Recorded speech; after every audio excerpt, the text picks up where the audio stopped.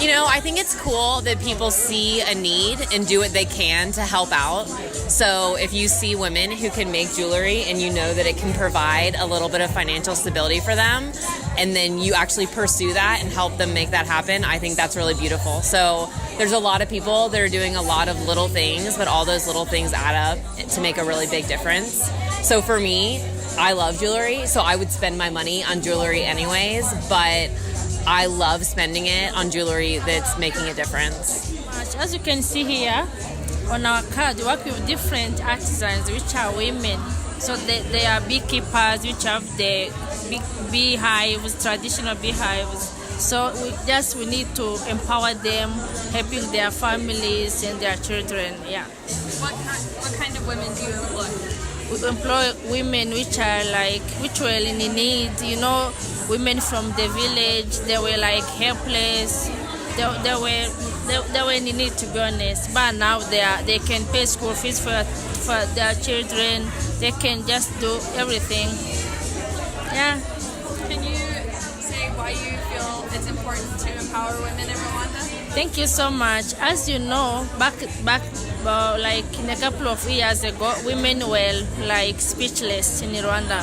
So we need to empower women so that they can feel like they are powerful, they can contribute to the community. Yeah, now women, they are feeling powerful. But before they were like, we don't have anything to do, we are weak, we are speechless. But now, women are everywhere. It's great seeing the face of the person who's actually made the product that I'm going to be wearing or using, and just hearing their story, and knowing that I'm empowering women, especially here in Rwanda. It feels really good. We empower women through business and education. So we work with low-resource women in Rwanda here and then also in Tanzania, and we work to teach them training. Our training is about 150 hours, and they go through the training and then they're able to launch their own businesses, and we get to work with them and manage, and then they run a business in their local community. So all of our bread goes into the local community as well, so it creates this ecosystem of change that's empowering both women in the bakeries, the women and children in the villages, and then the women that own businesses around us. We use all locally sourced ingredients, so we like to see it as a full system of sustainable change. Wow. Yeah. What is low resource? Low resource women here in Rwanda means that they are women that otherwise wouldn't have opportunities for employment.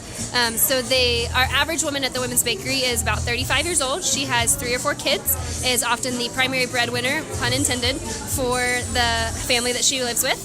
Often the husband doesn't work, or if the husband does work, he doesn't bring home the money that he makes.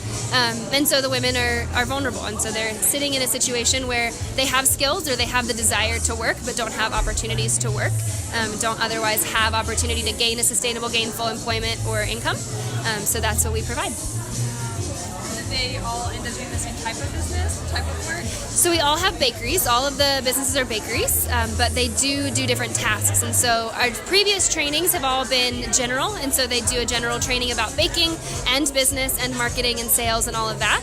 We're shifting into a new model where they're going to learn either baking or sales and marketing. And so there's a group of women that come in, do the baking, make the breads, and then based on their skill set, they choose that, or they can go out into the community and sell the bread to the local markets.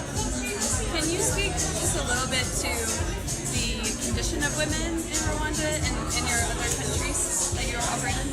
Yeah, so I would say that Rwanda is definitely up and coming in the women's empowerment movement. We have, I believe, 65% of parliament is women. So it's one of the only countries, I think one of 2 countries in the world that is largely women in parliament, with a majority, and so that's a really big deal. I think that there's a lot of policies and things that are happening that are empowering women. I think there's still a lot of work to do. So I think that there's definitely things that we can continue to do better to empower women, so that they can continue to reach their fullest potential and have the opportunity to use their voice as well and be strong in their communities and for their families.